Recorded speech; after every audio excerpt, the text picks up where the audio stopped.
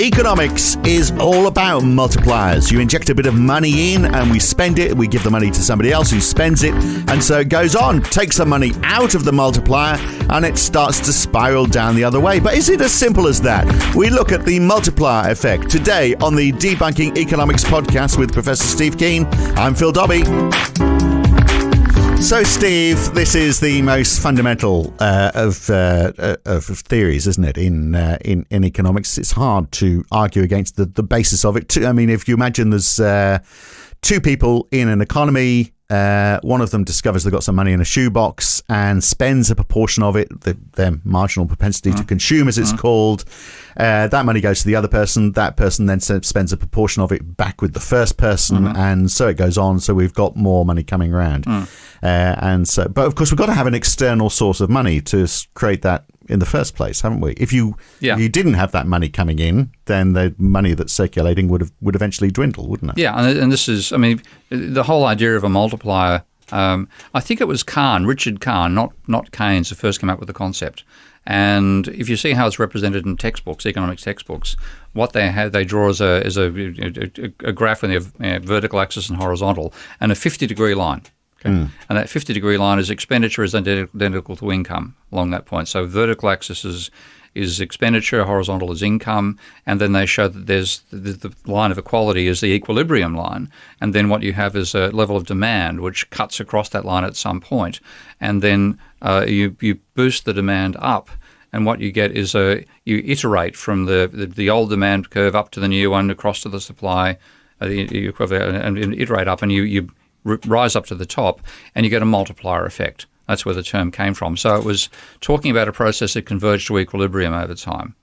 So you can imagine how I feel about that. Yeah. But I mean, but it's not going to, over time, unless you've got to create stuff. There's got to be an injection. Yeah. And then obviously there's leakages. And then there's also the question of what is time. Because in that example, it's not as though it's instantaneous. I might have given some money to you. You might hang on to it for a year before you spend it. And the basic concept that money turns over. And money creation of money will not just create the spending out of that money, but additional spending afterwards.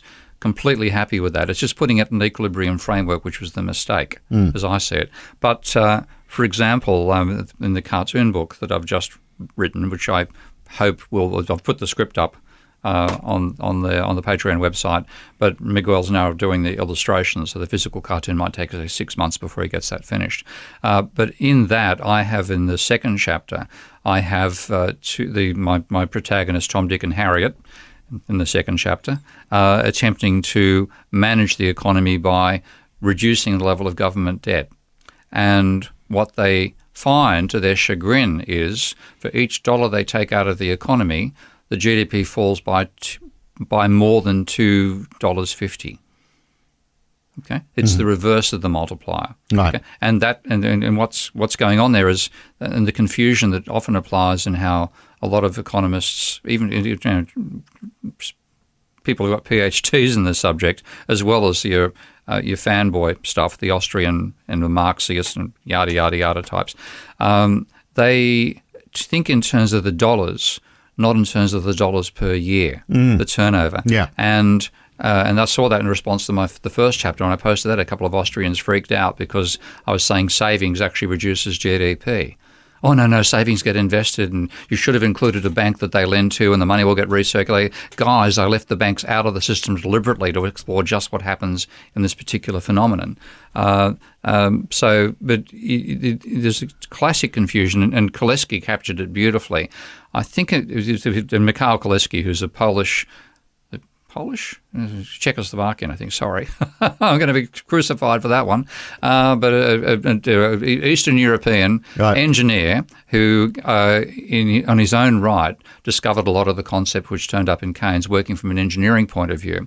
And he was invited to Cambridge. He was at Cambridge for quite some time.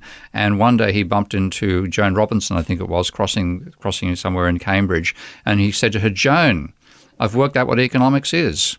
It's the science of confusing stocks with flows." Right. Now, what's going on there, and where the multiplier comes from, is the stock of money is not the same thing as the flow of money. The stock is dollars, the flow is dollars per year. Yeah, that's right. So you can get that turnover effect. So in my little example, and I'll talk if we might talk about that today. In my little example, each dollar in the firm sector turns over 2.6 times per year. Right, because when you save it, it goes slow. So if we go back so you've got one analogy is you've got an island and there's two people. One of them's a farmer and the other one's a builder. So the farmer grows more crops, has a bit more money, or discovers he's got some money, sells it to the builder. Builder has more money and says, "That's good. I can get a bit more food." And so it goes. And he goes, "Okay, now I've just sold this food. I can build an extension to my house." Goes back to the builder, and so it goes on. And so at some point the farmer says, I don't need to spend that money right now. Thank God there's this other guy on the island now who's a banker. No one ever talks to him, but let's go and talk to him now. You look after my money for a while.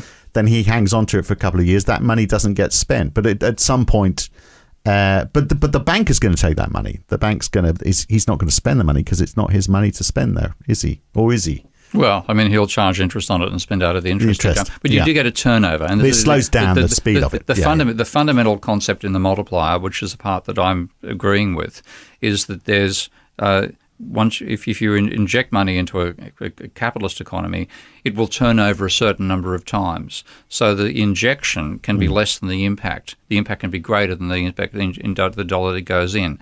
Equally, take a dollar out of a capitalist economy, its impact is not just the dollar coming out itself, it's how often the dollar would have turned over. Yeah. So you get an amplification of the input. The input is a stock. Okay, you're changing the stock of money by government policy. And that can be running a surplus, running a deficit. The impact of that will be several times, potentially, the magnitude of the change itself. So what is driving that factor then as to how quickly it moves? Because it is slowing down. That's the classic experiment in Worgl is really worth looking at. There's actually an Austrian movie on it with entirely in German, of course. But the Worgl experiment, because the dilemma for the town of Worgl and everybody else in the 1930s was the Great Depression, massive unemployment. Germany copped an even worse level than the United States because the United States, Germany had funded itself by selling a large number of bonds to a large number of middle-class Americans, and then there was insistence that they repay that debt. And when they repaid that debt, you had a collapse in the money supply in Germany. Massive austerity led to the rise of a certain bloke with a funny mustache, and then ultimately, fascism and the Second World War. But before we got to that stage, in the town of Worgl, the mayor was facing 25% of the population out of a job, the misery of the Great Depression, and he decided to emulate Gazelle's idea of a currency which depreciated unless you spent it, and invented a script which could be used for paying your council rates.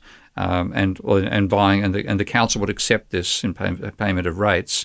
And after initial skepticism, this currency, you had to put a stamp. I've got to check the actual technicals of how it was done. Well, I'm aware of the experiment. I haven't looked at the tight detail of it.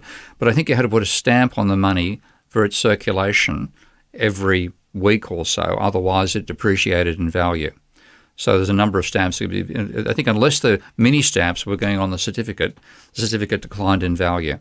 So you were encouraged to spend. So as soon as you'd bought your groceries, the grocer would be out there. Sounds like an interesting theory, but absolutely impossible. It worked. It worked. So they did it. Unemployment fell to zero. Right. Okay, so it was a booming. So for the same input, you had more money circulating. Yeah, you were forcing a high rate of circulation. That was Gazelle's idea. Right. Emphasise the circulation of money over its hoarding. Well, that hoarding is one of the big problems because wealthy people, of course, want to get wealthier and they do save more. So what impact does that have on the multiplier? We'll look at that in the full version of this podcast. To listen to it in full, you need to become a supporter of Steve Keen on Patreon.